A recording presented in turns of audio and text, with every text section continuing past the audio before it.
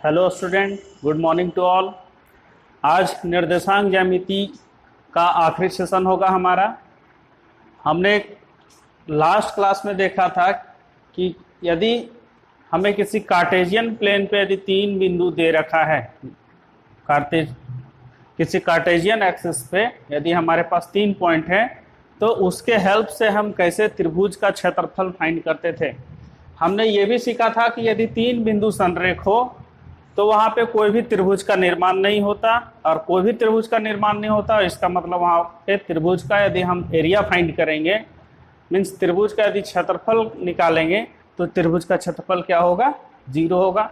इसी थ्योरी पे बेस्ड हमारा बहुत ही इंपॉर्टेंट क्वेश्चन है एक कि k का मान ज्ञात कीजिए यदि बिंदु 7, -2, 5, 1 एवं 3 के संरेख हों। क्वेश्चन क्या कहना चाह रहा है कि यदि ये तीन बिंदु दे रखा है, यदि ये तीनों बिंदु संरेख हो, मतलब कि तीनों बिंदु एक ही लाइन पे हो, तो वैसे कंडीशन में यहाँ पे k का वैल्यू क्या होगा।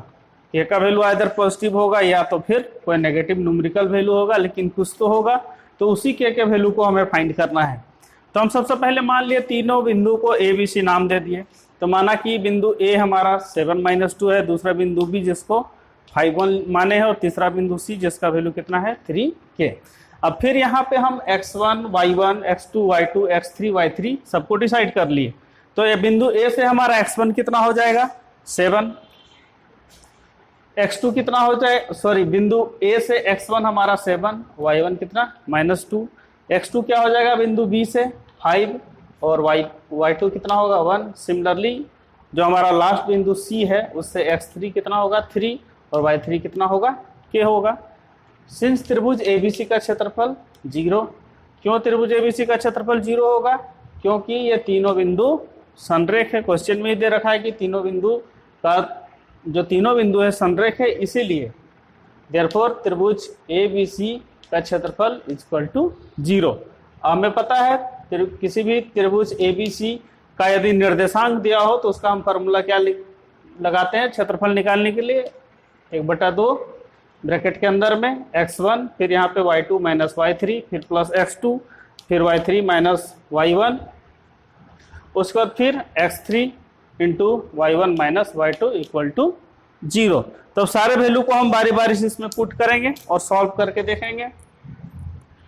तो रिजल्ट है हमारे पास कितना 1/2 x1 तो x1 के जगह पे है हमारा कितना 7, और फिर y2 - y3, तो y2 का वैल्यू 1 और y3 का वैल्यू k, तो 1 - k, फिर प्लस x2, तो x2 का वैल्यू कितना है 5। अब फिर यहाँ पे रिजल्ट y3 - y1, तो y3 है हमारे पास k और y1 का वैल्यू है -2, तो k माइनस और -2 आएगा तो क्या होगा +2 हो जाएगा। फिर प्लस x3, तो x3 का वैल्यू कितना है हमारे पास 3, और फॉर्मूला के अनुसार x3 के बाद क्या आना है y1 - y2, और y1 का वैल्यू कितना है -2, और y2 का वैल्यू कितना है 1, तो -2 - 1, और ये पूरा रिजल्ट किसके बराबर होगा 0 के बराबर। अब सिंपली हम लोग समझ सकते हैं कि 1/2 को यदि उधर शिफ्ट कर देंगे तो 0 हो जाएगा। इसका मतलब रिजल्ट कितना बचा, ये अंदर वाला पार्ट 7 को इससे गुना कर देंगे, 7 - 1 7, और इधर कितना होगा 7k, फिर प्लस 5 से गुना करेंगे 5k + 10, फिर प्लस अब देख लो -2 - 1 कितना होगा -3, और -3 को 3 के साथ यदि हम गुना कर देंगे तो -9, तो ये -9, और ये पूरा रिजल्ट किसके बराबर हो जाएगा 0 के बराबर। तो इस तरह से हमें क्या रिजल्ट मिला। अब हम k वाले को एक साथ प्लस कर लेंगे, बाकी रिजल्ट को एक साथ। यहाँ पे 7 और 10 में 9 घटा दिए, कितना बच जाएगा 1, और 1 + 7 कितना होगा 8, और -7 के + 5 के, तो -2 के = 0। इसका मतलब कितना हुआ, यदि 2k को इधर शिफ्ट कर दे तो इसका साइन कितना होगा प्लस बन जाएगा 2k। It means 2k is equal to 8, it means k is equal to 8 divided by 2, it means 4। तो k का वैल्यू हमें 4 मिला। इसका मतलब इस क्वेश्चन में k के जगह पे यदि हम 4 रखेंगे तो ये जो तीनों बिंदु, और यदि हम देखना चाहें तो एक ग्राफ बना के तीनों बिंदु को हम रिप्रेजेंट कर लेंगे, और तीनों बिंदु को जब मिलाएंगे तो हमें क्या मिलेगा, तीनों बिंदु से जाता हुआ एक स्ट्रेट लाइन दिखेगा। इसका मतलब क्लियर है कि k के जगह पे यदि 4 रखेंगे तो ये तीनों बिंदु क्या होगा, समरेख हो जाएगा। ये बहुत ही इंपॉर्टेंट क्वेश्चन है बच्चों, इसलिए इस तरह के क्वेश्चन अब 5-6 क्वेश्चन कम से कम करोगे तो ये इस पे बेस्ड जो भी प्रॉब्लम होगा आप एग्जाम में आसानी से कर सकते हो। अब एक नेक्स्ट क्वेश्चन हम देखते हैं, क्वेश्चन नंबर हमारा 3 जो है,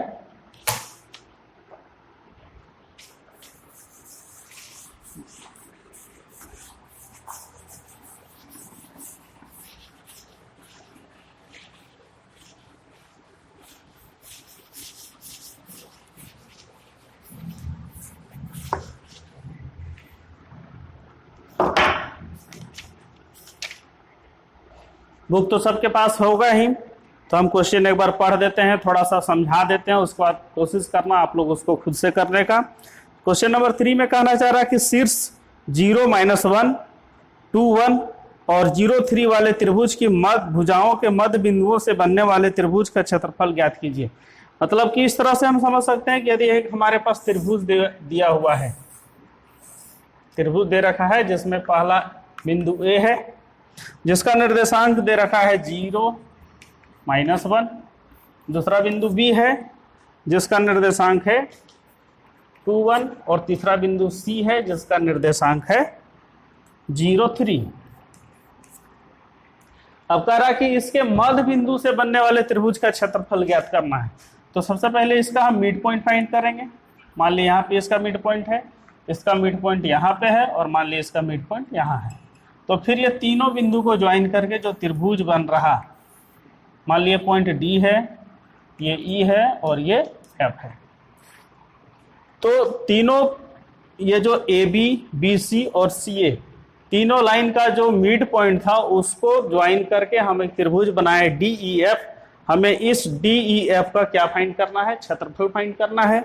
तो जैसा कि हम सीखे, यदि किसी त्रिभुज का क्षेत्रफल यदि हमें निर्देशांक के हेल्प से निकालना हो तो उसके लिए हमें 3 बिंदु का निर्देशांक मालूम होना चाहिए, D का निर्देशांक मालूम होना चाहिए, E का निर्देशांक मालूम होना चाहिए और F का निर्देशांक मालूम होना चाहिए। तो D का निर्देशांक हम कैसे फाइंड करेंगे, क्वेश्चन में दे रखा है कि D क्या है, ये दोनों का मध्य बिंदु है। हम लोगों ने इसके पहले वाले एक्सरसाइज में किया था कि यदि 2 बिंदु दिया हो तो उसका मध्य बिंदु कैसे निकालते हैं, ये इसका x1 x2 को जोड़ के 2 से भाग लगा देते हैं। तो यहाँ पे 0 और यहाँ पे +2, 0 को 2 से जोड़ देंगे कितना होगा, 2 आएगा और फिर उसको 2 से भाग लगा देंगे तो कितना मिल जाएगा, 1। तो D का पहला जो निर्देशांक होगा 1 होगा। फिर 1 में जोड़ देंगे -1, कितना आएगा 0, उसको 2 से भाग लगा देंगे कितना होगा 1, 0। उसी तरह से यदि E का निर्देशांक फाइंड करना है तो x1 x2 को जोड़ दिए तो 0 + 0, 0 डिवाइडेड बाई 2 मतलब ये भी 0। उसी तरह से -1 + 3, तो -1 + 3 करेंगे कितना आएगा, 2 आएगा और फिर उसको 2 से डिवाइड कर देंगे कितना होगा 1, तो इसका निर्देशांक 0, 1। उसी तरह से लास्ट BC का यदि हमें मध्य बिंदु फाइंड करना हो तो x1 + x2 मतलब 2 + 0, 2 में 0 को जोड़ देंगे 2 आएगा और 2 से भाग लगा देंगे 1 बच जाएगा। फिर 1 + 3, 1 में 3 को प्लस कर देंगे मतलब y1 + y2 और उसको फिर 2 से डिवाइड लगाएंगे तो 1 + 3 कितना होगा 4 और 4 को 2 से डिवाइड लगा देंगे कितना होगा 2। तो इस तरह से हमें DEF तीनों बिंदु का निर्देशांक पता चल गया। अब जब तीनों बिंदु का निर्देशांक हमें मालूम है तो हम इसका क्या फाइंड कर सकते हैं, क्षेत्रफल निकाल सकते हैं। उसके आगे क्वेश्चन करता है कि इस क्षेत्रफल का दिए हुए त्रिभुज के क्षेत्रफल के साथ अनुपात ज्ञात कीजिए। पहले तो सबसे पहले हम इस त्रिभुज का क्षेत्रफल निकाल लेंगे बच्चों, उसके बाद जो हमारा बड़ा वाला त्रिभुज है ABC उसका भी क्षेत्रफल निकालेंगे और दोनों का फिर से हम अनुपात निकाल लेंगे। तो ये हम आप लोग को होमवर्क के लिए छोड़ रहे हैं, आप इसको होमवर्क के रूप में करेंगे और किन्हीं को यदि कुछ प्रॉब्लम होगा तो कमेंट बॉक्स में जाके जरूर कमेंट करेंगे। अब आगे हम लोग दूसरा चैप्टर करेंगे। आज का जो हमारा चैप्टर चला आ रहा था निर्देशांक ज्यामिति, आज उसको यहीं पर समाप्त करते हैं।